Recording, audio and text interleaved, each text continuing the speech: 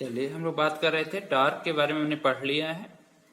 और टार्क के क्या एक्सप्रेशन हमने डायरेक्ट इन स्केलर फॉर्म में हमने पढ़ा था कि क्या होता है, torque is equal to force multiplied by perpendicular distance. किसके किसके बीच में? Line of action of force and axis of rotation. इन दोनों के बीच की जो परपेंडिकुलर डिस्टेंस से if you multiply the force then we are getting the torque or moment of force. ये तो हमने स्केलर फॉर्म में डिस्कस किया था। इसके बाद हमने इसको वेक्टर फॉर्म में भी डिस्कस किया था कि torque is equal to tau, इसको यूज करते हैं। Tau is equal to vector tau is equal to r cross f, vector r cross f, where r is what? This is the position vector of the particles and f is the force applied on that. तो ये single हमने word पढ़ा था और directions भी हमने discuss किया था कि how we are giving the direction of the torque, ठीक, by using the right hand rule. तो थंब की जो डायरेक्शंस होती है दैट विल गिव द, तो वो चीज हमने डिस्कस कर लिया था। अब हम बात कर रहे हैं रेक्टेंगुलर कंपोनेंट ऑफ टार्क की। टार्क का rectangular component means torque in terms of component form. तो इसके लिए हमें सबसे पहले क्या लेना पड़ेगा? द पोजीशन वेक्टर को हम कैसे लिख सकते हैं? In terms of the rectangular components. ये सब आपने वेक्टर में पढ़ा होगा। तो position vector, first we are going to write down position vector r can be written as in terms of rectangular component. इसको क्या लिख सकते हैं? X i cap plus y j cap plus z k cap, where x is what? This is the component of vector r in the direction of I cap. I cap की direction क्या होती है? x axis के direction में। और y is the component of vector position vector r in the direction of j cap. z is the component of vector r in the direction of k cap. j cap की direction क्या होती है? along the y axis. के cap की direction क्या होती है? along the z axis. ये हमने पढ़ लिया। अब अगर हम मान लें जो हमारे पास फोर्स लग रहा है इन द कंपोनेंट फॉर्म, वो आपका अगर हम मान लेते हैं F x in the direction of i cap plus F y in the direction of j cap plus F z in the direction of k cap. F x, F y, F z are the component of the force in the direction of i cap, j cap या k cap, या हम इसको बोल सकते हैं कि in the direction of x axis, y axis and in z axis. ये हमने मान लिया। If the torque tau, this is the vector, is in terms of component form, अगर हम मान लें टाउ एक्स, ये क्या है?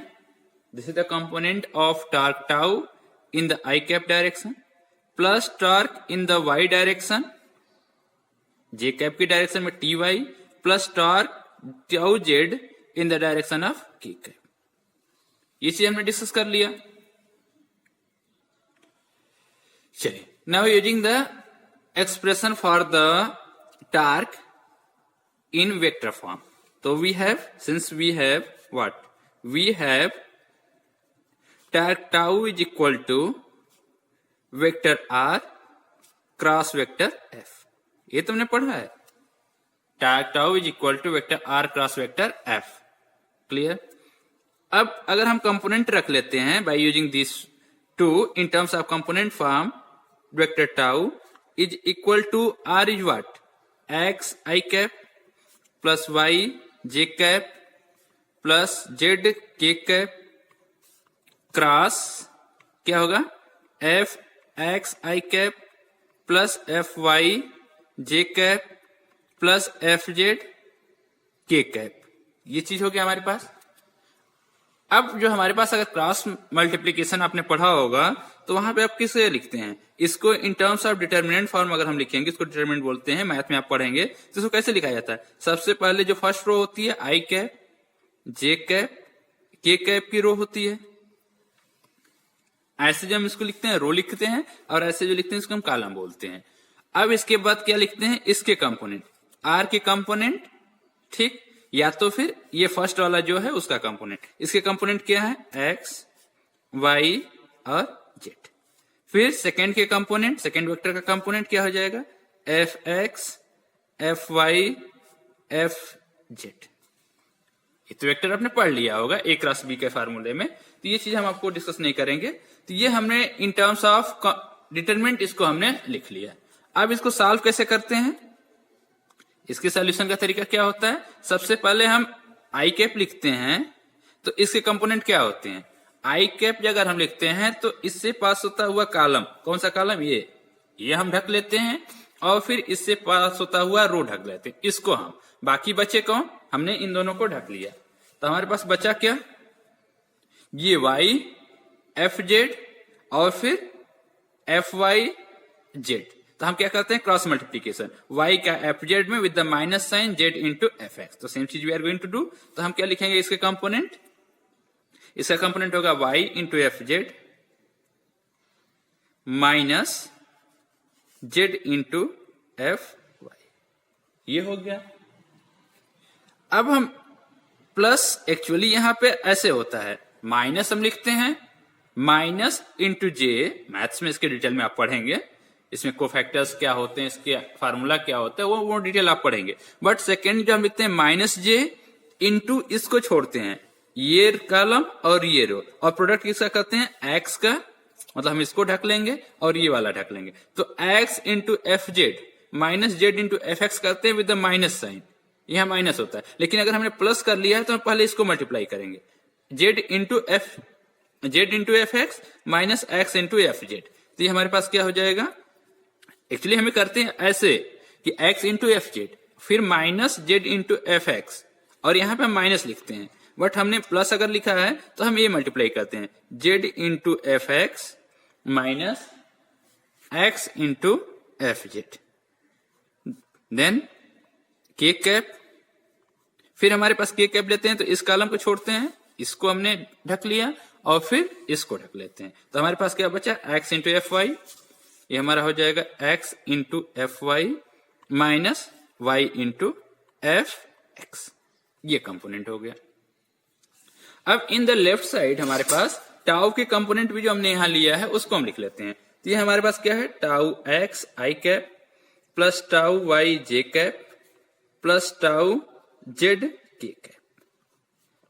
अब बोथ साइड्स आर इक्वल ना, तो आपके पास जो आइडेंटिटी है, जो रूल है कि ये इसका ith कंपोनेंट इसके ith कंपोनेंट के बराबर होगा, means component of tau x should be equal to this should be equal to this y component, और this should be equal to tau z के बराबर। तो comparing this, comparing above we get, above means component of I, J and K। तो हमें क्या मिलेगा, tau x is equal to ये वाला हमारा component y f z minus z into F y, tau y is equal to z into F x minus x into f z, and then tau z is equal to x into fy minus y into fx. Okay, so this is the, what is this? This is the rectangular component. This is our task, a rectangular component of the torque